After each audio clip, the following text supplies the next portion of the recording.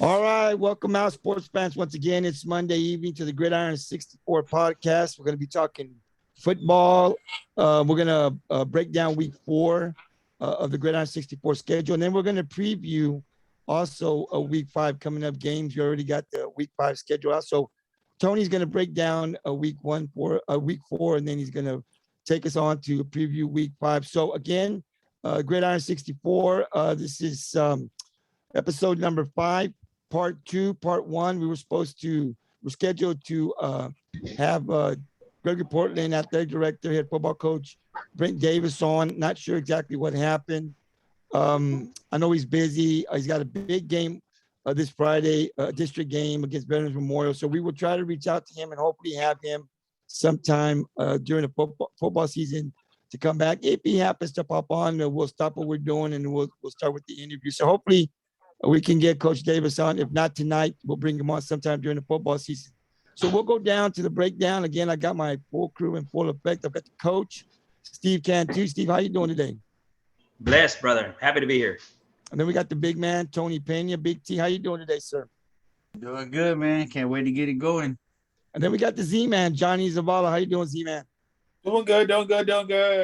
And, of course, I'm the host, Gabriel Trevino. And we're here once again. We're going to talk football, probably about an hour and a half of football. So I get excited when Monday rolls around because I know from Monday to Wednesday we're going to be talking sports, man, and I love it. And then on Thursday and Friday, and sometimes on Tuesday we'll be streaming games. So it's great, man. So, Tony, I'll throw it over to you, and let's get started. All right. So the first game that we're going to talk about is one of our district foes. We got the Ingleside Mustangs versus Gonzales. Ingleside takes this game 35-19. So I'm gonna go ahead and go with Johnny first. What do you think about that game? What do you think about that score? I think that was a pretty decent score. I had picked Ingleside over Gonzales. Gonzales is not really a powerful team this year. But I would think that was like a perfect score for them, 35-19. Adam Jacobson went 10 for 13, 237 yards and 3 touchdown passes. Ingleside had 369 yards total offense, and 238 in the air. So they're doing it in the air, guys. So, that's our little weakness right now. Right, Steve, what did you see or what did you think about the game? I know you Well, picked I tell you Gonzales. what, So I was on the wrong side of this pick. I had Gonzales. It was a prove it week for me, and they proved it. So you know what I'm saying? I had Gonzales. I really thought that Gonzales would come in there. They're really big. You know what I'm saying? I thought they throw their weight around a little bit. From what I see, they put the ball on the ground way too much. It's tough to recover from all the turnovers, and they had a ton of them that night. Ingleside forced 3 fumbles, and 2 of them were in their own backyard. So so short field, you give the ball up on a short field, a good team's going to capitalize. And kudos to Ingleside. They did what they're supposed to do. They capitalized on all their turnovers, turned them into points. And that's what you have to do. And if you're an up and coming team and, you want to show the big boys, hey, we can play at this park too. They did it. And honestly, Gonzales has been a thorn in our side before in the past. You know what I'm saying? I mean, they've, played us well, beat us, a few times in the past. So, Gonzales is, it's a great win. I tell you what, I guarantee you the coach put this one a notch on his dress. It's like, hey, that's a big win. That's a good program over there, and we beat them pretty soundly. So, hats off to Ingleside, man. They did what they're supposed to do, and great job. I mean, that definitely throws them into the running. I mean, it goes without saying. I mean, you definitely got to consider Ingleside. I know, Coach, when I told Coach I had him slotted for the 4th spot, he kind of giggled. He said, well, you know what? I think we're going to go for that first slot anyway. So I thought that was funny as hell. But, I mean, it's cool, man. I like it. I picked against them. I mean, my foot's in my mouth, but good win. Before I go to you, Gabriel, I'm gonna go ahead and chime in with Steve because I also picked Gonzales. Yeah, I think like what Steve said. Ingleside. I mean, yes, they went in with the better record, and just the teams that they played against to up into Gonzales, just wasn't convincing for me. But I mean, they showed out. We did talk to the coach, and we talked specifically about that low scoring Mathis game, and he told us that they had some issues with the staff, and some of the players being out. So I took that for what it was, and then they get a big win over Aransas Pass, a couple of weeks ago. So but still not convincing, a convincing win because it's Aransas Pass, but.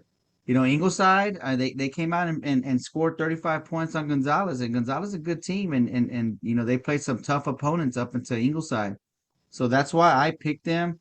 But like I said, when I picked Gonzales, I said I was pulling for Ingleside to win, so they did win. Clean it They did up. win. Play the film back. I said I was pulling for I Ingleside, heard but it. I was picking I remember. Gonzales. So I was just on the wrong side of the pick, but that's what I got. It was a good win for Ingleside, good win for one of our district teams. So good job Ingleside. Gabriel, what was your take on the game?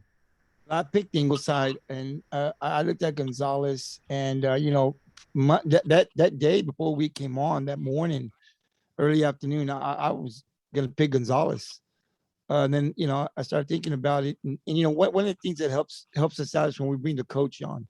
When you do your research and you look at the video and stuff that's on the social media and stuff, okay, I think this is the way I'm going to go. But when you get to bring in a coach and talk to him and ask him questions, and the way he responds to that kind of gives you, okay, where's his team going? Coach Hamrick has a lot of confidence in his team. That defense has been good for a while, guys. I mean, if you look at, let's go to Gonzales first. Gonzales, had 2 losses, but they were against really good teams in El Campo and Fredericksburg, right? So you're thinking, you're like, okay, they got 2 losses, but listen, could Ingleside have beaten El Campo and Fredericksburg? I don't know. They didn't play, right? But that's why I thought, man, this is a pretty good team, even though the record it doesn't show it. This is a pretty good team. Then I looked at Ingleside, and I said, Rockport did what they were supposed to do against Aransas Pass. Or even though Aransas Pass is struggling this year, when you have a team that's struggling, to me, then you need to show out. It's your time to show out if you want to be a team that wants to be in contention for a playoff spot, right? So Rockport did what everybody expected them to do against Aransas, and I thought, hey, Ingleside, if you want to be where Rockport and sitting are, you got to do the same thing to Aransas Pass. If you win 28-7, not good enough. 21-14 ain't gonna be good enough. You need to put a whipping on them, and they did. They put a whipping on them, and then they come to Gonzales, and I thought, I like Ingleside's defense. They've got a defense. My question was, could the offense score? And they proved it against Gonzales this week, man. They scored 35, and they jumped on these guys pretty quick. It wasn't like long. They jumped on them, maybe like Steve talking to turnovers, and they got up to, I think it was 28-0, something like that. And then Gonzales couldn't recover. So Ingleside did what they were supposed to do. Watch out for this team. Yeah. Guys, come. Listen. I'm not so sure this team can't compete with the 2 top teams and the Valley teams. So we got to keep an eye on them. Ingleside's doing everything they're supposed to do. I think they're getting better every week. And so we're going to keep a close eye on them. Great win for them. We're going to be looking out for these guys to see what happens. We're going to preview week 5 here in a minute. I think they're on our week 5 schedule. So, great win for them. And I say, look out for Ingleside. They're coming, guys. Hey, real quick, let me get in on the back end of that. You brought up their defense, and they did a phenomenal job on defense. They threw up Johnny numbers. I like to say Johnny numbers because Johnny said, you keep a team under 200 yards, then you're doing something, right? So they did a good job keeping their team. Let's see where they at. 196 total yards, Johnny. Had 196 total yards, gave up 101 passing and 95 rushing. So there you go. There's your, keeping a team under 200 yards. And most times you shut a team down like that, you're going to come out with the win. So, stats again, Z-man. All right. So for the next game we're going to talk about, we got the CC Vets over Victoria East. I'm going to go ahead and go to you, Steve. What do you think about this game? Hey, CC vets just have, just so much firepower. They come at you at so many different angles. They put up some pretty good numbers out there. Let's see. Their quarterback, Jayden Williams, even recovered from 4 INTs. You know what I'm saying? He threw 4 picks this game and was still able to put up, Vets was still able to put up the numbers, to get the win. He did really well. They have a kid down there, number 13, and his last name's Terrell. I think it's Terrence Terrell. 4 receptions, 51 yards. But this guy's huge, and he's a big chunk play guy. So, they're playing well. I think they got a lot of kids down there, man, and it's tough to, it's like how do you pinpoint, what guy do you choose? What side of the field do you choose to try to shut down? And it's just, you can't do it. Victoria they looked outmatched. They looked a bit slow to me on tape. They looked pretty slow. Going off for their record, they had been playing well and they're putting up some decent points, but they just stepped a little bit, a little bit out of their class. Vets was with the better team when they got off the bus, no doubt about it. Right. I'm gonna go to Johnny next because I know Johnny was the one who said that this probably wasn't gonna be a blowout. If my mind serves me right, I believe he said that Victoria East wasn't gonna get blown out. So I'm gonna see what Johnny has to say next. What do you got, Johnny? Yeah, I did say that. This game, I was pretty excited about watching it on TV. I was all like, I figured the Vets were gonna win, but I figured I'll watch a good game. One of those. I thought it was going to be one of those college games where like one high-ranked team against an unranked team, and it ends up pretty tight at the end. Those kind of games. That's what I thought I was going to see. But man, Tracy Jones, first play of the game. 61-yard touchdown run. Wow. And then the Vets had 3 pick sixes, 2 of them in the first quarter. Yeah. 2 of them in the first quarter. Before you know it, it was 36-7 at the end of the first quarter. That is too much to recover off of that. That game was pretty much done. And Steve said it. East just became sloppy as the game went on. It just I haven't seen East on film, but it showed me that, man, I don't know about those Victoria schools this year. So that district's up for grabs, from everybody. So this is going to be a very interesting district how that falls out. Yep. I agree. Gabriel, what was your take on the game, Gabriel? Well, Vets, I picked veterans, and then of course they win 63-22. It was just a blowout. They jumped on them quickly, and that's what Vets does to your defense. They take you out of the game, right? They score 3 or 4 touchdowns in the first quarter. They get off to a fast start, and they have the last couple of weeks. And then all of a sudden, to stay up with them, you change. The other team's offense starts to change because you got to try to stay up with them. And it takes you off of your game plan. I didn't think the Victoria East competed very good. I think Victoria East is better. They're a better team than 22 points. I don't think they would have beat Vets, but I don't think they're that bad. Vets just jumped on them. And they, like Johnny said, they played really sloppy, and they did. But Vets, offensively, they got weapons. They've got a receiver they've had there for a while that's pretty good. But the other 3 or 4 receivers are pretty good. They're good everywhere. And it seems to me that Vets gets better every week. Every week they're getting better. They're getting stronger. And the last game in that district will be between Flower Bluff and Vets. So it's going to come down to Vets and Flower Bluff for the last district game of the regular season. That's going to be a good one to be around and go watch if we can. But yeah, I think it's going to come down to these 2 guys. And Vets just looks good. They look strong. Their defense is good. No match. Victoria East was no match for Vets, and they take the win. Just a great team, and they're getting better every week. Yeah, I agree. And I said that when we previewed this game last week. Veterans Memorial. One of the things that I noticed about them last year is every week they got better. They weren't playing the same football the way they were playing the previous week. And as a program, that's what you want to do. You want to get better every week.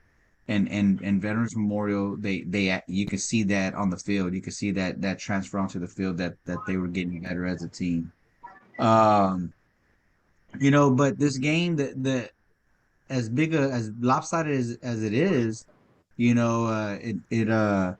opens the door for GP the way GP's playing right now to get in the playoffs. You know what I mean? So it's real interesting the way things will unfold as the season progresses. When GP starts playing those Victoria schools and I think they'll beat all the Corpus schools. Of course, minus the Veterans Memorial, but we'll see. We'll see how competitive that they will be. They play the Veterans Memorial this week. Friday, so we'll see. But we'll talk about that game later. But I mean, a very very convincing win for Veterans Memorial. They still haven't faced a team that's tested them, so we'll see how it goes this coming week when we talk about that game. But good big win for Veterans Memorial. On to the next game, we have the 0-3 Carroll Tigers versus the GP Wildcats, the Battle of the Bridge. Carroll takes the loss 12-62. GP gets 62-12 over Carroll. So I'm gonna go ahead and go to you first, Gabriel. I know you said you really like Carroll. I think you picked GP, but I remember you talking about Carroll and some of the old days where Carroll was the dominant team in the area. So I'm gonna go ahead and go to you first and let you talk about the Battle of the Bridge. Well, it hadn't been much of a battle the last couple of years, but I do remember back in the day, Carroll was a powerhouse, and I like to see Carroll, like GP. I like to see both of these programs back in the playoffs. I think, back in the '90s and so forth, these were two powerhouses, one in 5A, one in 4A. Not having these two, teams in the playoffs, representing the Coastal Bend, it's kind of sad, I guess. And, one program is picking up. We don't know where Carroll is going to go yet. I think they still got a ways to go. I think that they have the right coach in there, to lead them, but it's going to take a little bit longer than what we thought because, they're getting blown out. They're not even being competitive in these games. I mean, GP comes in like Carroll. Both teams have been struggling, but if you look at Gregory-Portland, they're putting up a lot of points. They've got 165 points total on offense in 4 games.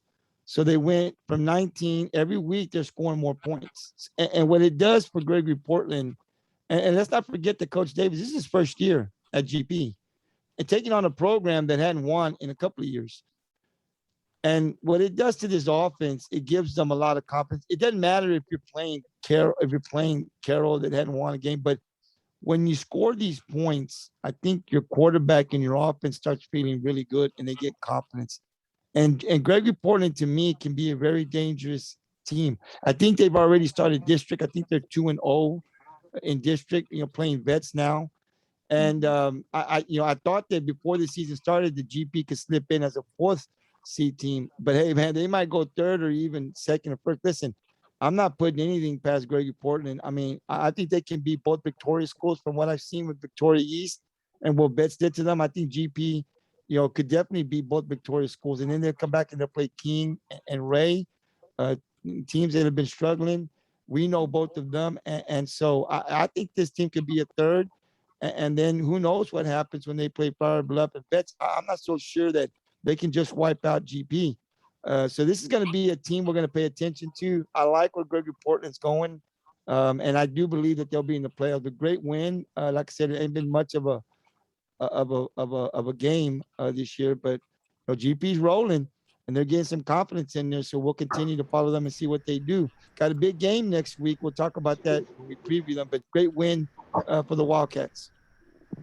Yep, definitely. So what about you, Steve? What did you think about the Battle of the Bridge? Well, I tell you what, I mean, I've only witnessed, I've migrated down south and moved down this way, only 13 years ago, 14 years ago. So I wasn't too familiar with, the whole legacy of Carroll and how they, were dominant for so many years. But the 2021 Carroll team, they're giving up 53 points on average. 53 points a game, and they're only scoring, 16. So, I mean, that is not a recipe for a great season.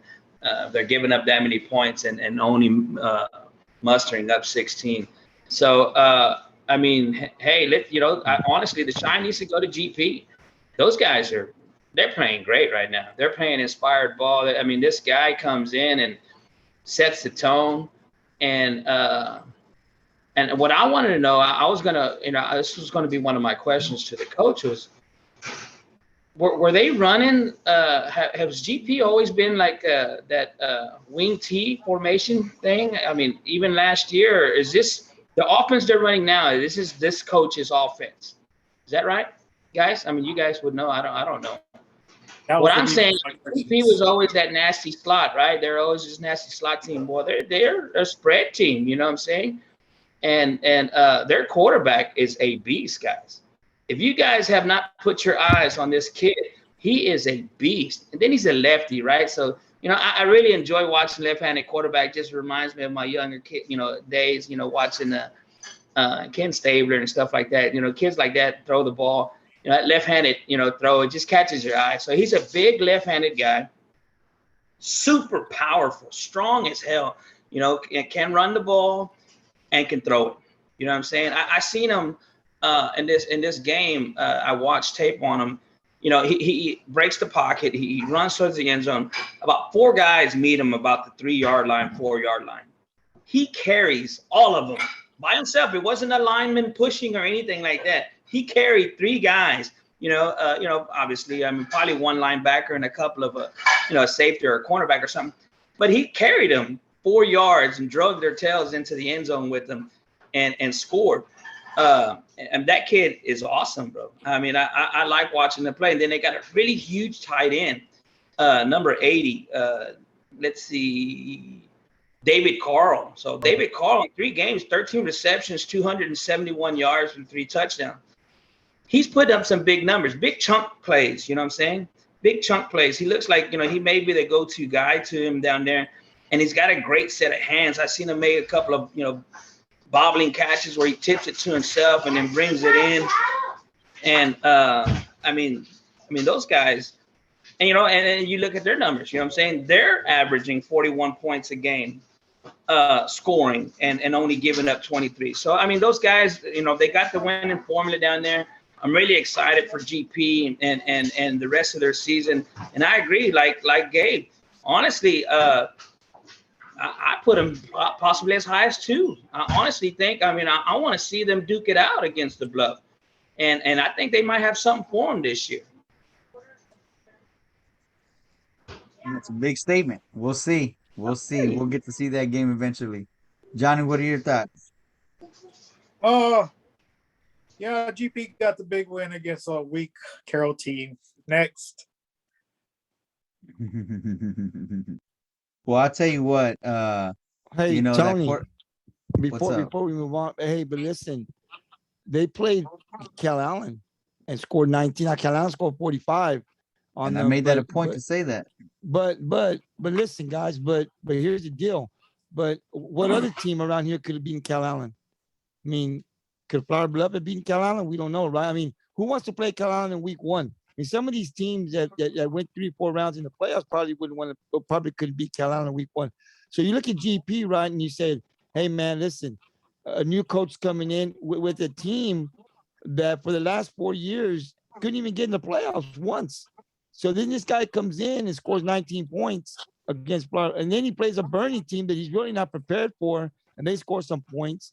And then they play these 2 teams that are very beatable. And again, Portland's doing what they're supposed to do, beat these guys. Now Victoria East comes. Here's the big test for them, right, on Friday. We'll talk a little bit more about that. This will be a good playoff team, potential playoff team. This will show what Portland is made of. I'm just saying, on my view, hey, these guys get confidence, man. I mean, you look at the coach and you're saying, hey, look, and they're hungry to win, guys. Listen, they ain't won in 4 years down there in the playoffs. This team is hungry. They got something to prove, man. When you play Portland, you better come with your A game. This team will take care of you. Yeah, so back to the quarterback. The quarterback's a junior. and he's averaging 150 yards a game. He's 450 yards on the year, 6 TDs passing, 3 TDs on the ground. Let's see, he had 189 yards. Has 189 yards on the year. 63 yards rushing per game. I mean, the quarterback, he's a junior, so he'll be back next year. So, I'm anxious to see how he progresses this year, playing against some really good teams. I'm anxious to see how he does against a good Veterans Memorial defense this Friday. So we'll see. And then they got their running back. He's got 332 yards on the year. He's also a junior. He's averaging 5.4 yards a carry. I mean, you only need 3 yards a carry to get a first down. So he's there. You know what I mean? 110 yards per game, 4 TDs. So, GP has a lot of potential, and I wasn't saying this in week 1. I wasn't, just because of the history. You know what I mean? But, that's exactly what is history. It's all about now. It's all about this game. It's all about this week. And GP's proving that, that the team that they're playing, they're gonna play competitive ball. And they did that against Cal Allen. And I said that, and I made that a point after that game. I said, you scored 19 points on Cal Allen, that's winning to me. You know what I'm saying? So we'll see. We'll see how they do against Veterans Memorial and how competitive that they can be. So Hey, I'm real Tony, anxious to see that game Tony, Friday. ask Steve, man. Well, what are your sources saying, Steve, out there in Portland? You got some sources down there in GP. What are they saying? How happy are they? Hey, man, they're ecstatic, bro. Honestly, they're I got a whole bunch of I told you so's. You know what I'm saying? I mean, offensively, I mean, Tony went through, a few of the kids that are putting up some great numbers. Defensively, I mean, they're stout. Here goes the Johnny stat. They only gave up 160 total yards. The Johnny stat does not lie. Okay. You give up 160 yards and keep the team under 200. Recipe for a win, baby. It's just that easy. You know what I'm saying? Hey, and they're junior and sophomore heavy on that team. They're junior and sophomore heavy on that team. That was actually one of the follow-up questions I'm gonna hit the coach. That how exciting is that? Yeah, they're super young on that team, so they're gonna be back next year. You know what I'm saying? To pick up wherever they leave off this year. And right now, I'm not ready to put an early exit on those guys. I really ain't. Yep. All right. So the next game we have, it was canceled. We had the Calhoun Sandcrabs versus Rudder, and Calhoun loses that game in a forfeit. So we're gonna go ahead and go to the next game. The next Did anybody game pick Rudder? Did anybody pick Rudder? No. I don't think So so. we I all was have celebrating like I picked them. I was celebrating like I picked them, but no, I didn't pick them. So we all lost. Okay, we all lost. We all got the L on that game. All right. So the next game we have Beeville versus Somerset. In this game, Somerset takes it 27-13 over Beeville. I'm gonna go to you first, Johnny. Man, who did I pick? You picked Beeville. Pick Beeville. I did pick Beeville, and this was good. I really thought Beeville was going to do it this game. They were leading the half of 13-10, and I was like, "Oh, they got this. They got this." Beeville's finally going to get it. But man, they just can't finish a game off, man. I think this has happened a few times this year already. I can't remember what games they were, but this seems to be a broken record player here. They just can't finish a game. This is. I thought Beeville had this one. I just can't say no more on that one. They just have to finish a full game, man. Yeah. Well, I tell you, here's what I'll say about Beeville. I was high on these guys. I'm still not ready to shut them out completely out of the playoffs. I still think they could probably slide in. We'll see what happens, but it is disappointing, like Johnny says. I mean, they can't finish out No. This is... I did pick Somerset. You lying dog, dude. I'm like. I think Gabriel's the only one that picked Beeville. I did pick Somerset. Hey, Now, does anybody really know? Because I don't know who I picked. No, we all picked Somerset. No, we picked Somerset. We all Okay, picked all right. Somerset. Because I'll go back after this is done. I'll check the listen. No, I think he picked Beeville. But listen, guys. You're always I'm trying not. to like make myself look good. I'm still, as of right now, I'm still not willing to say to give up on Beeville. But yeah, it is disappointing, man. This was a winnable game for them. And at some point, if you're going to make a playoff run, you got to beat these teams. These games, like Johnny said, you lead at half. You got to finish it off. It's troubling that they couldn't do that. Because their district is tough. They've got a Calhoun team, healthy. Calhoun, Miller, Alice. We'll talk about them here in a minute. But listen, if you can't finish 4 quarters, you're not going to make the playoffs. Not against those teams. You got to play good 4 quarters. And so even this week, they're struggling with that. So where will that leave Beeville as they get into district? I don't know, but very disappointed that they couldn't win. But like I said, I'm always high on this coach, and we'll see what happens when they get into district, but very disappointed they couldn't win. Even though I picked Somerset, I wanted to see Beeville get another win, kind of get 2 in a row after their big win against Pearsall last week. Steve, what are your thoughts on the game? I know you picked Beeville. Well, hey, listen, Gotcha, just to add a little bit of detail into that thing. Beeville even got a couple of extra possessions there in the first half with the 2 turnovers that Somerville gave up. So, Somerville turned the ball over twice and were still able to, recover and come back and beat those guys at the end. We got to figure it out, what I'm saying, how to close the game out. And Beeville seems to, that's what kind of got them this week. What I'm saying, they played well enough in the first half, to win the game. Third quarter, fourth quarter, they were there in contention, and then they kind of slid away from them in the fourth. If I'm not mistaken, they scored the 2 touch. Somerset scored their 2 touchdowns in the fourth quarter. So it's about playing them 4 quarters. So hopefully the coach will go back to the drawing board and figure it out. What I'm saying. So we'll see what they do. But good job on Somerset's part.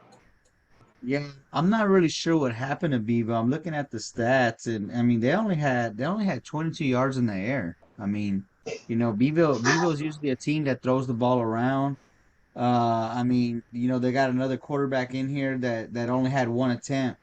So I'm wondering if something happened with the quarterback. I'm not really sure. It looked like they tried to run a lot. They had a lot of guys run the ball, and the only guy that stood out was Barfield, who had 19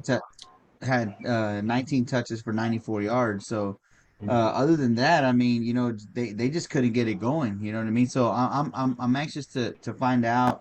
I had to look back into it some more, but it looks like maybe their starting quarterback didn't play the whole game because he only had 11 attempts himself and 22 yards. So we'll have to get more back on that to find out. But Hey Tony, yeah, go ahead. And here's the thing, Tony, we got to look at Beeville's defense. I mean, the offense is struggling a little bit, right? But that defense is going to have to get good because of the quality of offenses that they're going to be facing in district: Calhoun, Miller, and Alice, right? Man, if that defense doesn't get better, it doesn't matter what the offense. You saw it last year. They scored 60-something points. They still couldn't win the game because they gave up more points than they scored. So the offense, even if they get it going, we got to be paying attention to that Beeville defense because if they don't get better, if they're not strong, they're not going to win very many games in district. Really not a whole lot of standouts in defense either. I'm looking at the tackles. I mean, really no one standing out. So yeah, absolutely. It is disappointing that Somerset comes down here and beats Beeville like that. But yeah, Beeville. It looks like they only played the first half. I mean, I'm really not sure what happened in the second half. They didn't put up any points. They hardly have any yards on the whole game. I didn't look at the total yards, but it's not a whole lot of yards on the whole game. So. It looks like Somerset just really shut them down. Yeah, they had 200. They had 285 total yards really? of offense. Yep. Beeville? 285. They had 263 rushing yards and 23 passing yards. That's all they had. Wow.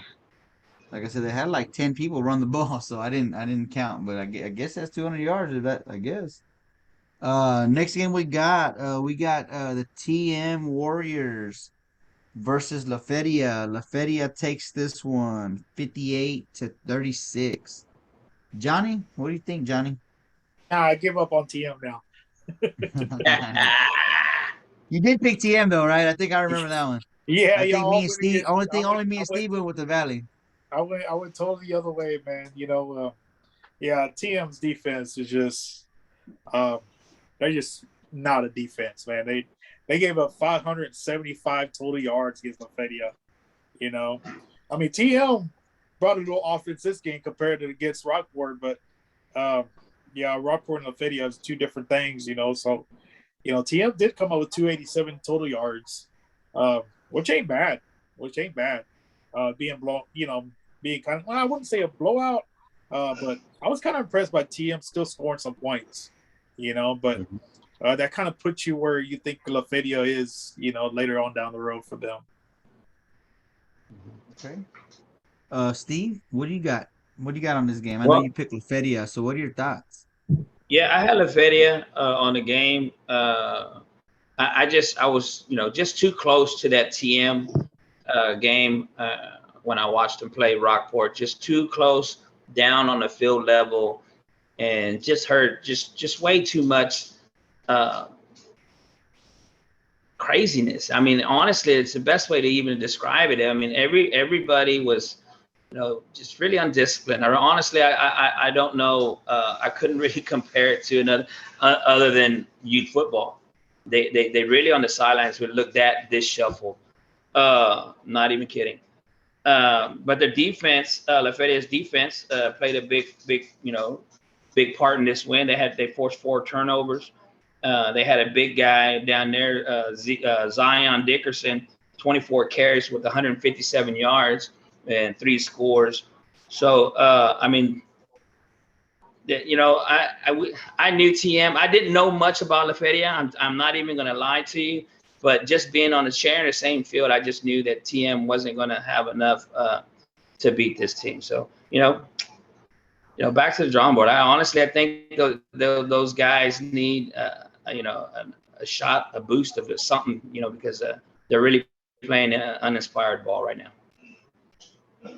Gabe, what are your thoughts on the game? I know you picked Tuloso-Midway. So I don't think I picked TM. I'm gonna have to go back on that. I don't think I would have picked TM. I no way. I'm gonna have to go back to make sure I think it was TM. 2-2, I believe. Who do you got, Johnny? Who did he pick? Johnny, who did I pick, man? You picked Lafayette. That's right. I was the only one that picked TM. Hey, I would have never picked TM because I knew after what Rockport. Listen, we played Lafayette before. They always come with speed. But here's the deal with Lafayette. Lafayette gave up a lot of points to a TM team that we saw that just a week ago really couldn't even score on Rockport's defense. So how good is Lafayette's defense? I don't know. We'll see as they get down the road. Offensively, I knew they could score some points. TM, they've got a new coach out there. Hopefully he can turn it around. It's one of our bigger schools in Corpus. But they're going to be, they're in a tough district. I mean, they're playing, in that Calhoun, Alice. It's just not going to get any easier for them. So I'm not surprised by the score at all. I'm surprised that Lafayette allowed TM's offense to score 36 points, which is good for TM, maybe something they can build on.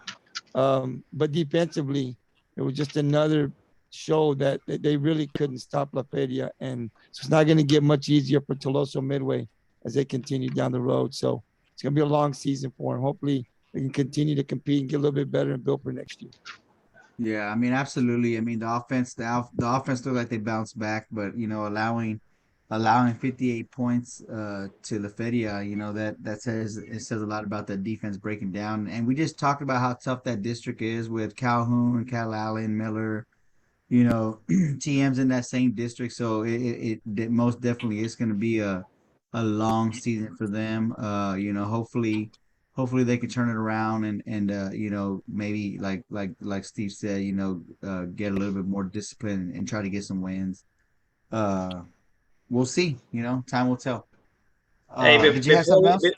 Tony, yeah. Before we move on, I just want to sit here and then look directly into the camera so that Gabriel understands. I need you to take that L, Gabriel. That was your pick. I need you to take that L. There's no way I'd have picked TM. I knew better than that. After I saw the week before what Rockport did to them, I was like, no way. And I've seen the video. We'll see. You got to go to the tape. You know, you got to pay $100. You got to pay $100 when you rebut, when you're trying to, dispute a win or a loss. You got to pay $100 to the pot. You got to pay some feria to the pot. I will take a look at it. I will take a look at it. I believe Johnny though. He told me at work that he didn't write everything down, so we'll see. So the next game we have the Coyotes, the Alice Coyotes, over Hidalgo, 49-14. So big win for the Coyotes. I'm gonna go ahead and go to you first, Gabe. Well, Alice got the big win. I talked about they needed to get a big win. It didn't matter how, even if it was 1 point, they needed to get a win to feel good about themselves. Listen, Alice, we know they're a good team. Now, I don't know what happened in the last 2 or 3 weeks since the Bets game. There was some turnovers. They just haven't been playing good ball. Doesn't mean they don't have the talent out there. Just haven't been playing good ball. This is a big win for Alice. It was a huge win over Hidalgo. Not sure how good Hidalgo really is this year, but they're always in the playoffs down there. But regardless of how good or bad Hidalgo is, Alice needed a win. They got one. And I think this is going to be the start of a turnaround for the Alice Coyotes. Watch out for these guys. We said, a lot of us here, especially after that Bets game, that this would be a team that would be competing and contending for a playoff spot in a tough district. And I still believe that they will, even though their record shows not very good. They just got the first win. This could be the win that turns that Coyote season around. Plus, I've told you, I love that coach out there in Alice. I think they got a great coach. And so great win for Alice. And we'll see what they do in the next couple of weeks. But they needed this win and they got it. All righty. Johnny, what are your thoughts on the game, Johnny? Yeah, Alice came out to play this game. I mean, they right from the start, they jumped up ahead, 41-0 at the half. Or I don't know about 0, but I know they scored 41 points at the half. So they took off fast. There was no slowing them down that first half. The quarterback, Matthew Ortiz, went 11 for 16 for 273 yards and 4 touchdowns. And he had a rushing touchdown himself, So Alice came out straight up, like they're ready to turn it on now. This is a good win for them. So we'll see how they finish off and where they finish off. Mm-hmm. Yeah. He completed almost 70% of his passes. So I mean, when you're able to complete almost 70% of your passes in a game, that's pretty big. Steve, what are your thoughts about this game, Steve? Hey, they played a well balanced. I'm a Coyote fan. I really like that program down there. I think I've picked them to win every game, and this is the first one I got right. So I'm just gonna bask in the glory that is Steve's pick. But no, seriously, I mean, those guys did a good job. I think they figured something out over there. They needed a little bit more of a balanced attack, and they got that. And they included a ton of kids. They had 6 kids that they spread the ball over to. 13 of those receptions for 284 of those yards and 4 touchdowns. So, and they, throughout 6 players, like nobody really got. All 6 of those players had at least 2 catches. And so it's what I'm saying about spreading the ball out. So I think they figured out, hey, we can't just, run the ball. We got to be able to pass it a little bit and kind of keep them, they're more of a pass team. But I mean, they had more of a balance of attack this year, this week. And they did a great job. Hidalgo put some decent numbers up. I mean, honestly, I go back and I looked at them. The running game, and they had a kid, Enrique Hernandez, had 22 carries for over 200 yards. And that's a great game. That's a great individual stat, right? And, no TDs, though. No TDs. He had no TDs, 209 yards and no touchdowns. That's I don't know. Yeah, I mean, and so, I mean, I guess we got to fill in the blanks and figure out what's going on with these guys. They're moving the ball a little bit there. You know, they had a total of 338 rushing yards. You know, 338 rushing yards total as a team. So, you know, they can move the ball a little bit. They just can't, you know, they can't punch it in, or they're turning over the ball, or they're doing something, you know. So, you know, it's back to the drawing board for Hidalgo. But you cannot take anything away. I do not want to take anything away from Alice. They had a great win, just like I knew they would. Gabriel, what were your thoughts? Well, like, you know, I mean, like I said, Alice, they needed a big win. I mean, they needed a big win. I said at the beginning on the preview last week that, you know, even if it was a 1-point win, they needed to win this game, because I feel like Alice has the athletes over there to make a big push in the district. I just thought that, you know, whatever happened, they were just on that losing streak. Some teams just get on that, they just can't get it right. They just get on a losing streak, right? They played really good in week 1, and then boom, the next week they just get blown out. And then they had, the third week, I think they had some turnovers, so they couldn't get it right. This is a huge win, and for some teams, and we all know because we've all been around football, right? And some of you guys have played football. It just takes one win with a talented team to get you back rolling. So I look for Alice to be a dangerous team. I mean, we've said all along, you know, especially when you got to go play at their house, it's tough to beat. It's tough to beat this team in Alice. So I think this win is going to be hopefully something that'll turn it around for them, because they're in a tough district.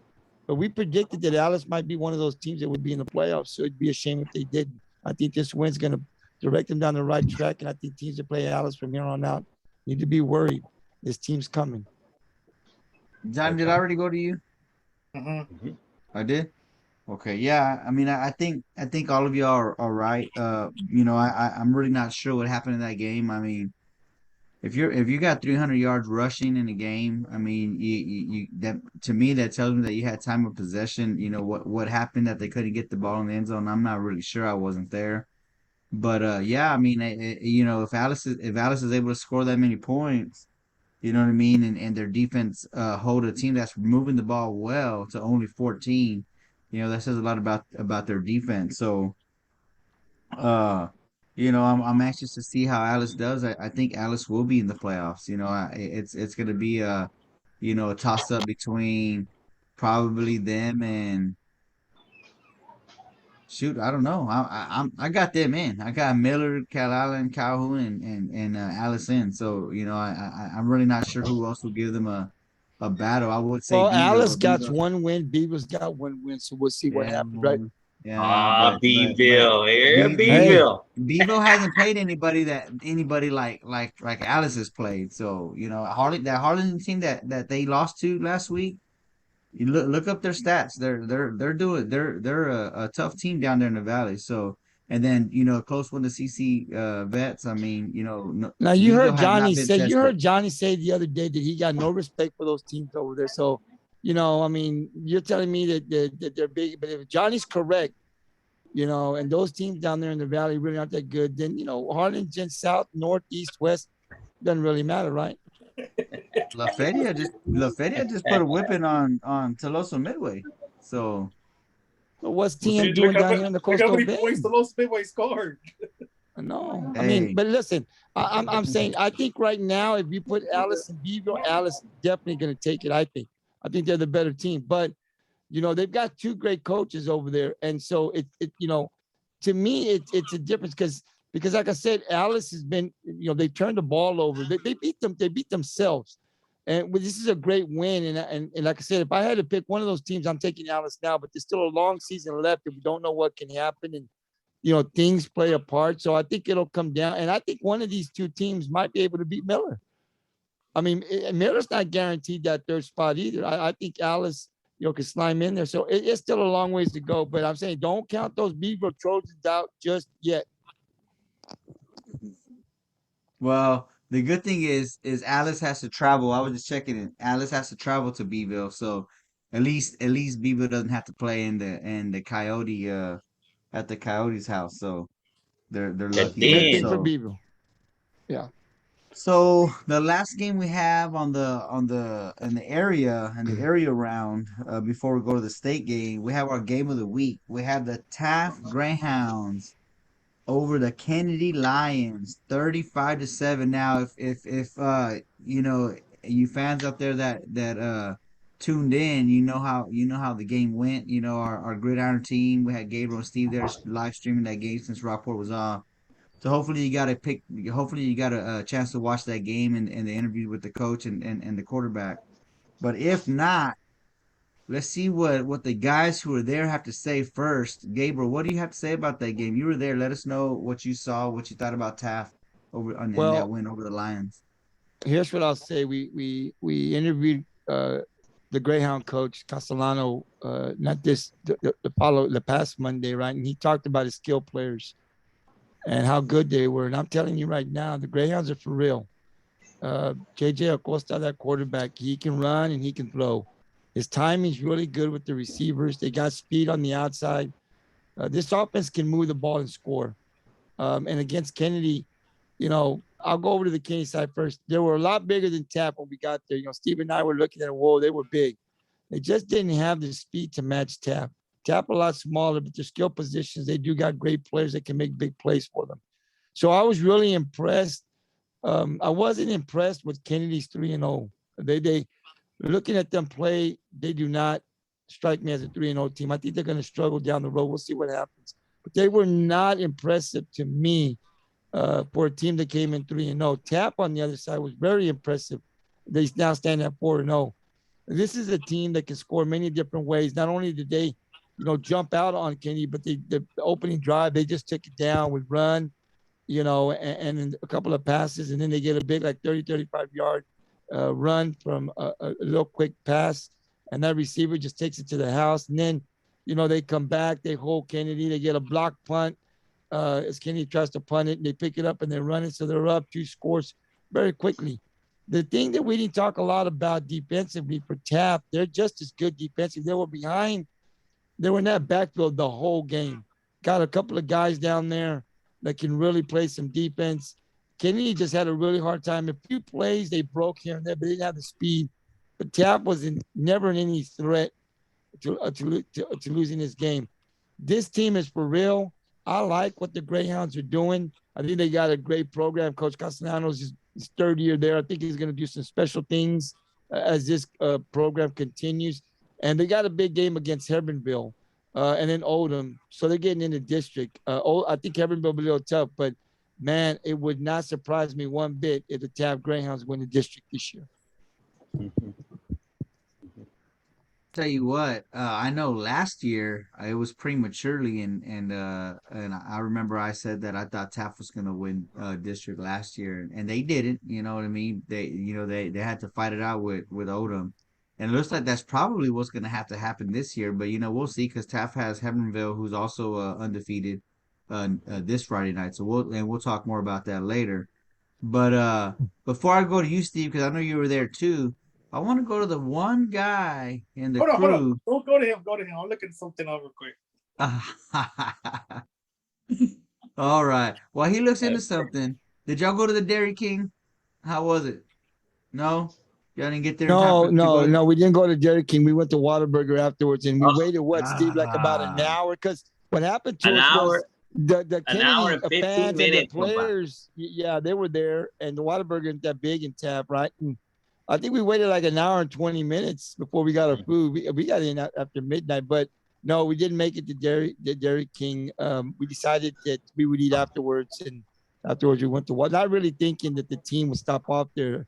And had already ordered, and we were stuck there. So we got our food.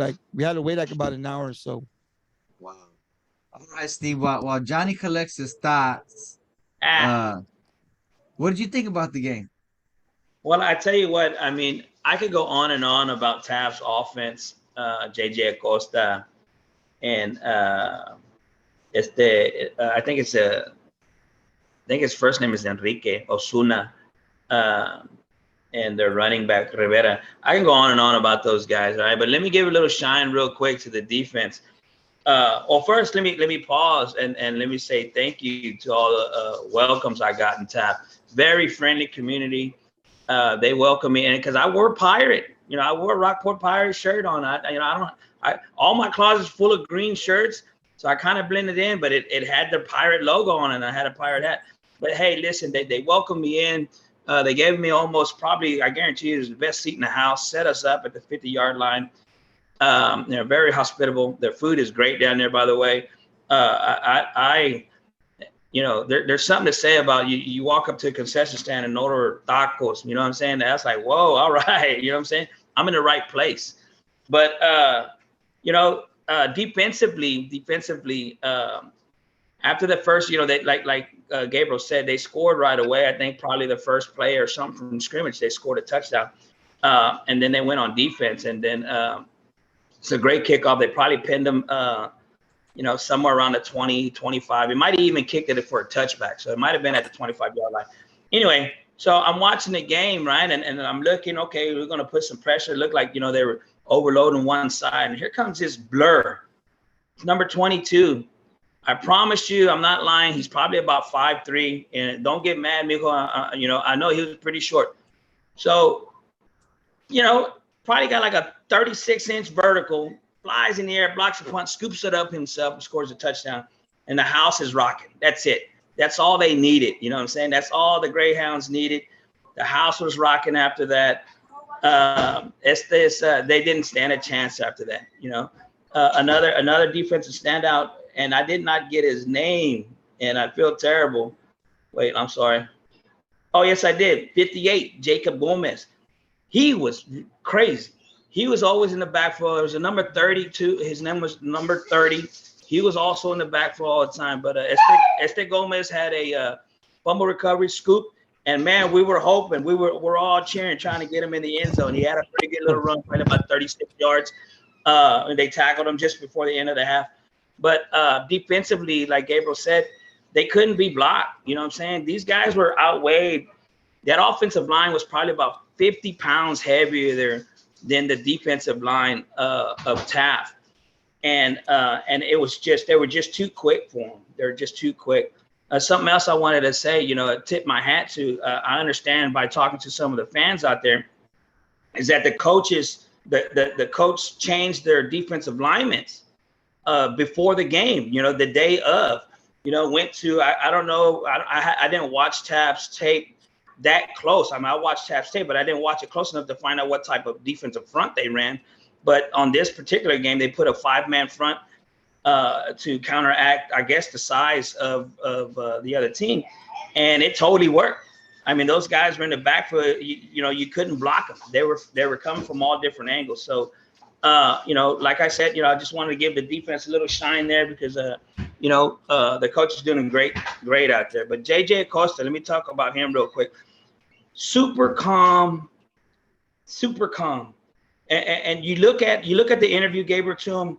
That's kind of the way he played the game. He answered the question. He's totally calm. Arms were by his side. Real composed, real intelligent guy. And that's the way he plays. Super composed kid. I was so impressed by him and the way he sat in the pocket. Just subtle movements. A lot of times, because he runs. He's got great feet. But, sometimes just little sidestep, couple of steps here, boom, nice pass. They had that little bubble screen thing, They had that play down pat. They ran that play probably about 5 times, and they were killing them every time. They might have scored twice on it and gained 40 yards the other 2 times. So, those guys are really doing big things out there. I was really super impressed by them. I was glad that I went down there to go watch them. I was impressed by the coach, and I felt like, the team had, took on his persona, and there's no doubt about it. When I watch them live, they're even faster live than they are on tape. So I really enjoyed Taft, and I hope to be back soon. All right. Thank you for that. Johnny, you got your stats or your information you're looking for? Did you call somebody? What's up? What you got? Hold What on, do you think about the game? No, man, I this is one of the games that I wanted to leap in front of y'all. I wanted to get a game up on y'all. And looking deep in these two, man, they both playing weak teams. They're both playing weak teams. They go back. They're going into this game 3-0, and just not impressive games they're playing against. In fact, to the date, Taft has played opponents that before this Kenedy game, was 1-6 overall. Before this Kenedy, well, not counting this Kenedy game, that's 1-9 overall. So that was my big downfall. It's like I thought I was going to get one up on y'all just because I didn't see both teams competing against any other team out there. They both had a same team. They both played against Woodsboro, I believe, and I just went with Kenedy's giving up less points was the reason I went with that. But yeah, Taft has that quarterback, man, JJ Acosta. He did pretty good. He had 8 on the even. He had 8 carries for 80 yards rushing. And 649 in the air for 177 yards and 3 touchdowns. That's pretty good by that little kid. So I was pretty impressed by Taft. Not saying they're not going to make the playoffs, but let's see who else they can play to that caliber. Since Mr. Trevino said that Kenedy ain't that great of a team either, so I'm still waiting for them to play a good team. Hey, I'll tell you this. Kenny didn't impress me at all. I wasn't impressed with them at all. They're big, but they're very slow. They're slow off the line. Taft's speed bothered them offensively, and the offensive line had trouble because they were just basically sending everybody, and they couldn't block them. And Taft knew. And listen, whoever scouted for Taft did an awesome job in coming back because they knew what they didn't really try to pass very much. They were going to run no matter what. And they had the size to drag 4 or 5 guys, but they sent the house. Taft did. They knew what they had to do to stop, and they did it. And then offensively, that defense was no match. I mean, like Steve said, you come off. What's impressive about Acosta to me is he's calm. That's what I mean. He's athletic and he can do things, but he feels so comfortable. And that's one thing that we told when we had the post interview with Coach Castellano. This guy seems to me like he's very comfortable. He understands the offense. He knows what's expected of him, and he doesn't get rattled even when they're coming at him. He knows where he's going with the ball. He waits for the play to develop, and then boom, the timing is good with his receivers. And these guys catch it on the run. And you better watch out, man, because if you don't grab a hold of a jersey, they're going to go. And they'll take off down the side. And we saw that all night long. So it was just a great game between offensively and defensively for Taft. Now, they'll play a Herbinville team. We'll talk about that. We'll preview that game when they come up. But listen, it doesn't matter who they play. To me, they're impressive. I think they got a good chance of winning the district this year. Well, Tony, ahead, before you close the show, Tony, I'm sorry, Tony. You good? But I can't let Gabriel slide with this one. Okay, I cannot let him slide with this one because I feel like his familia is telling me right now in my ear, "Hey, Gabriel, what the hell you mean? They ain't played nobody." Listen, any coach worth his weight is gonna tell you it's not about the opponent, baby. It's about execution on the field. And those boys executed regardless of the opponent. You can't, hey, we don't make the schedules. The players don't make the schedule. The coaches don't make the schedules. They play whoever they put in front of them. Hey, 4-0 means 4-0. That means they beat all 4 teams. They beat them. Okay, regardless of the opponent. And those guys are executing the plays. All right. Now, if they were out there and they were just, kind of all willy-nilly or whatever and didn't really look, they kind of looked lost and just shuffled. Now we can discredit a win, but you can't discredit a win because they haven't played anybody. Those guys are executing plays. They played close games. They played blowouts. What else do you want from them, Gabriel? Gee whiz, that is a Taft, or that is the Taft? I'm not from Taft. I was born there, but I'm from Rockport. I claim Rockport, man. I love my family. I love the Greyhounds, but I'm not from Taft. But listen, I mean, like Kenedy hadn't played anybody. I mean, and Taft, I've always said this about Taft. But I think because they have not been able to win the district, people look at them and I think a lot of people still question their program. Well, they ain't played anybody. Wait till they play Herbinville. Wait till they play Odom. They're gonna get beat like they have in the past. Listen, I'm not so sure that Odom's gonna be. I'm not so sure you want to play the Greyhound. Listen, this team went to the second round last year, and Coach Castanello is still putting his system in play. I'm just saying, from a guy that's watching, when they come in, going in against Hebbronville and Odom, when you look back at what they played, maybe they haven't played the tougher teams, but I'm not so sure that they can't do to Odom. They can't beat this team. I watched them Friday night. This team was impressive to me. I didn't think that they were this good when coach said that he had skilled players. This quarterback can play with the best of them. And I'd put this quarterback against anybody because, like Steve said, it's his composure. This guy doesn't rattle. He feels comfortable. And I think every game, your leader basically is running your offense. He's comfortable. He looked very comfortable to me. He looks like he understands what he's supposed to do. And he's got this great connection with his receivers. And I think that's big. So watch out for them. We'll know more about Taft when they play Hebbronville at home. But wouldn't surprise me one bit if these Greyhounds win district. Go Hounds. Well, it kind of breaks my heart that you say that both teams haven't played anybody, because if you look. Well, who have they? Okay, tell me this. Who have they played? Right over my shoulder where my finger is. Taft played West Oso. Okay? All right? And West Oso, we know, is a bigger school. You can't go off of how their record is every year because they play in a tough district.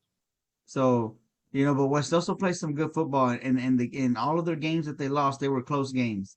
And Taft came from behind and won that game. Now, I will say, you talk about, they haven't really played no one. It's hard to say how they're going to do.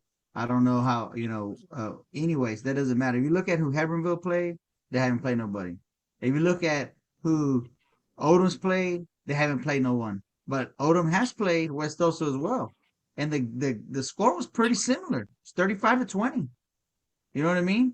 So, I see, if you just go based off of that game, they both played West Oso. They both beat West Oso in close games.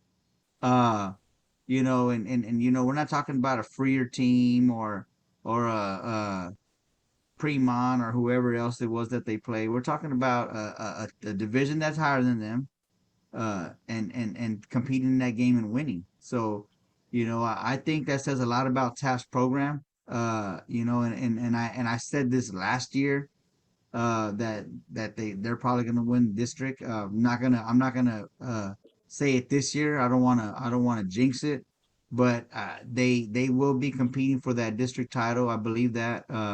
But that'll be in the next 2 weeks. They got Hebbronville this week, then they got Odom the following week. If they get past those two teams, there's no one else that's gonna beat them in their district. So, they got to take it week by week. And the toughest opponent is the next one, which is Hebbronville Longhorns. So that's who they got Friday. So we'll see how they play against a team that's probably going to be the toughest team that they played so far this season. So, but I wasn't there at the game. I didn't see the composure of the quarterback. I just saw his play just in the action and what I've seen on the video. So. I'm excited about what else he could do. You know what I mean? Especially if he gets some more people involved. Steve talked about the defense. They had 13 tackles for a loss. You know what I mean?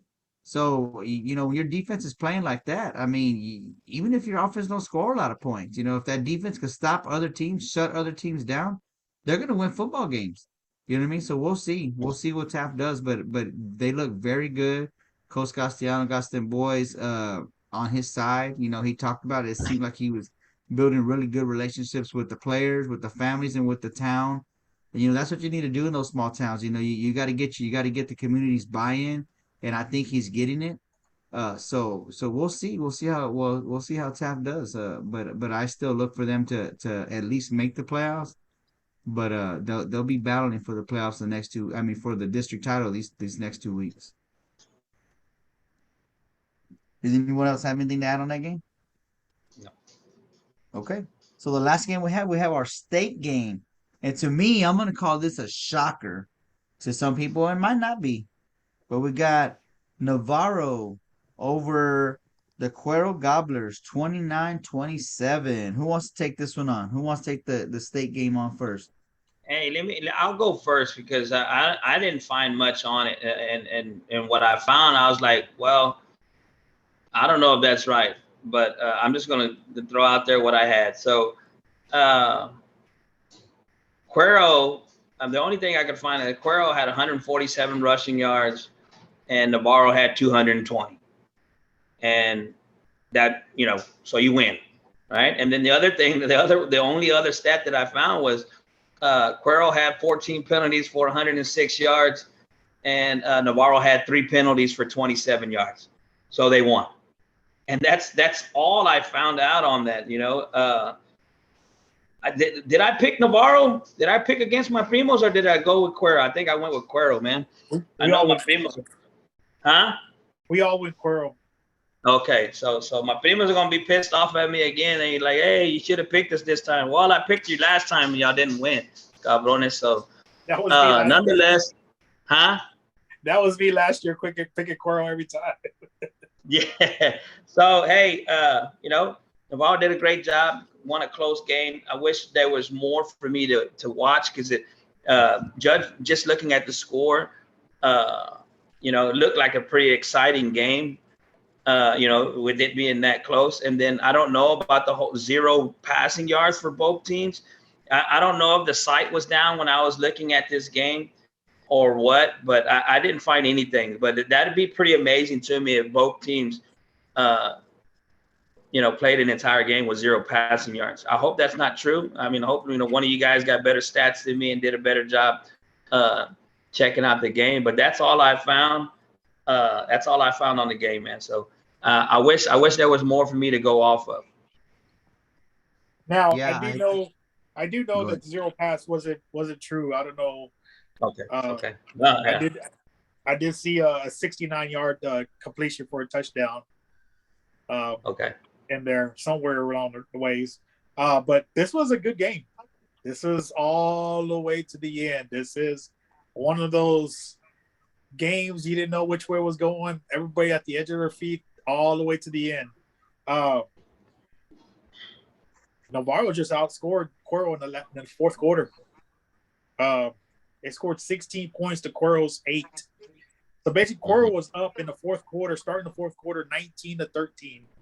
That's the way the fourth quarter started, 19-13. There was 3 lead changes in that fourth quarter. 3. So it was just like a back and forth kind of thing, and teams were going for 2-point conversions, making it, and then not making it. And it came down to Navarro kicking a field goal. I think it was a 30-yard field goal to win the game at the very end. Wow.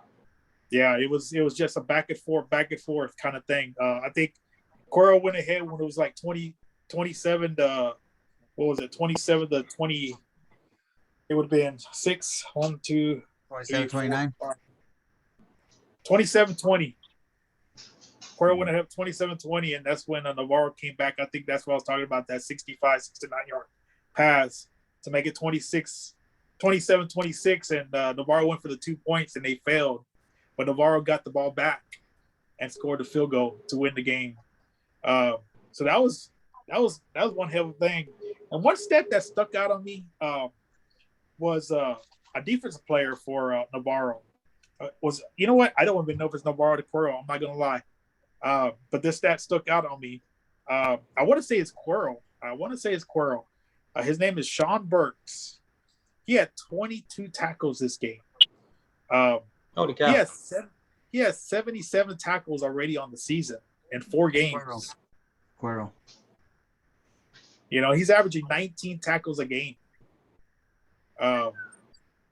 He's only a junior. So, this is it just stood out. I mean, I'm looking down the stats, the numbers and stuff like that. And one thing that I saw on there was the tackles that boy had was 22. So I went back on his previous games. He had 14. 14 has been his latest amount of tackles, 14, 23, 18, and 22. 22 tackles on Navarro. That ain't no Westoso, no Feria, that was Navarro, so that's somebody kind of maybe, look out for on that defensive side. All right. Well, I will say that the defense was on the field a long time because Navarro had the ball 28 and a half minutes to Cuero's 19 minutes. So they had the ball for almost a whole quarter longer. They pretty much owned a whole quarter of offense over Cuero. Because if I know that those 22 tackles stood out, but shoot, they had two players that had 14 tackles apiece, two other players that had 12 tackles apiece. Somebody else had 13 tackles. Another guy had 10 tackles. So the whole team was making tackles. You know what I mean? So they had a lot of guys that stood out defensively. But I think the biggest stat that I see uh, is penalties. In games like this, they have 106 yards in penalties to Navarro's 27. I mean, I did see that. I did see yeah, that. that's. I mean, the game's too tight to be lopsided on that stat. I think that's the stat that really decided the game. You know what I mean? You give up that many penalty yards, you're giving them points. You know what I mean? You're putting them in position to get field goals. And I don't even know. That might have been what put him in position to kick a field goal. You know what I mean? Or put him in position where they had to punt to give the ball away. You know what I mean? So, you gave the team almost a whole quarter, on longer on offense, and that many penalty yards, they're bound to win. I don't know how Cuero kept it so close with that many penalty yards and having the ball for 10 minutes less, but so that does say a lot about Cuero. They just did not have their night with the refs, and I wasn't there, so I can't say nothing, but they didn't have their night with the refs. That's what it looked like to me. So, anyways, that's all I got on the game. Gabriel, I'm gonna let you have the final words on the state game. What do you think about the game? Well, I knew it was going to be a good game. I think I picked Cuero simply because they were undefeated, and I still think they're going to roll through their division, through their district. These two teams will meet again in the playoffs. There's a very good chance that Cuero and Navarro will meet again. They're both, they get out of the region. So I think this was the first meet. I think there's a very good chance they'll meet again. And who knows? I think, Tony, you said on this, Navarro gets better every week. You never count that team out. They're in the playoffs every year. They go a couple of rounds in the playoffs. They got a great program down there. Got some great players, and they beat a good Cuero team. But I'm looking forward. If this, I'm gonna say right now, if Rockport's not playing, and these two teams meet in the playoffs again, if they meet in the playoffs this year, and Rockport's not playing, let's say they play on a Thursday, say I'm going because I want to see this. I think this is a great, great, great game, and Navarro's win to Cuero doesn't mean anything on Cuero. I think they take that loss, they might learn a thing or two about themselves. And if these two teams meet up again, it's gonna be another good one. We're looking forward to it. All right. So that concludes all of our games for week 4. Did anybody else have anything else to add on that game? No. All right. So that completes all of our games, Gabriel. Want to close All it right, out? to you. Yeah, well, thanks very much, man. This is our breakdown for week 4. We had some good games. The guys were able to break it down, let you know. We did go to the Taft game simply because the Rockport was off. We always live stream the Rockport games, but we may catch a game or two before the season ends, the regular season ends, and be able to get out there and catch another game. I really enjoyed going out to Taft and live streaming and meeting some different people and getting different talking to Coach Castellano and the quarterback. So I definitely enjoyed it and I'd like to do it again a couple of times. Don't know, can't make any promises, but we'll try. I'll try to get out there and see if I can catch a couple of other games. Listen, guys, great debate, man. Thank you guys for breaking week 4 down. We will preview week 5 tomorrow. We wanted to do both of them today. It's already getting kind of late. So we will preview week 5 on the Gridiron tomorrow. We'll be back at 7:30 right here. So, you can't tune in because we're not live, but this video right here, the breakdown of week 4, will be uploaded tomorrow to be Tuesday, September 21st. It'll be ready to go on our YouTube channel, GT Sports, at 4 o'clock. And then tomorrow, we'll come back to preview week 5 on the Gridiron 64. And then that one will be uploaded on Wednesday at 4. And so tune in. Next month, we're working on going live in October. So when we go and do these Zoom and we preview and break down, we'll be going live. So you guys, when we come on at 7:30, even on the Pirates Cove, you'll catch it live as we're interviewing or breaking or previewing the games versus having to wait an extra day. So I think that'll be a lot of fun, and hopefully, we'll get more people to view our podcast. Also, I like to, we put the polls up. I already put up the week 5 polls on the Gridiron 64. There's a lot of people that are voting. I want to give another shout out to Ingleside, and again, when there were, I think, already over 70 votes, and it's going to be up all the way until the game. So, if you come around and you see it, and you see your team out there, support your team by voting for them. The players, coaches, they know, and they watch. The fans. They it's exciting to see the fans come out and vote. So if your team's not on there, we'll hopefully get them on there in the next couple of weeks. We vote on what team is going to make the 8 Coastal Bananas, because the 9th game is a state game. But take a vote if you see it, even if you're not from the area, but you like the team, or just are a Texas high school football fan and you want to vote. It's a lot of fun. They're all up there. We're going to try to put them all up every Monday, and I was able to get them up. Also, I'm going to put them up on the Twitter page tomorrow, and then we'll also put the NFL games up on the Gridiron 64, and we put up a couple of college. So if you love football, just get on there and vote for your favorite college team, NFL team, and definitely your high school team. So, guys, thank you very much.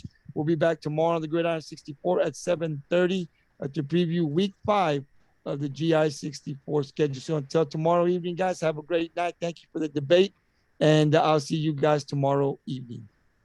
Good night, fellas.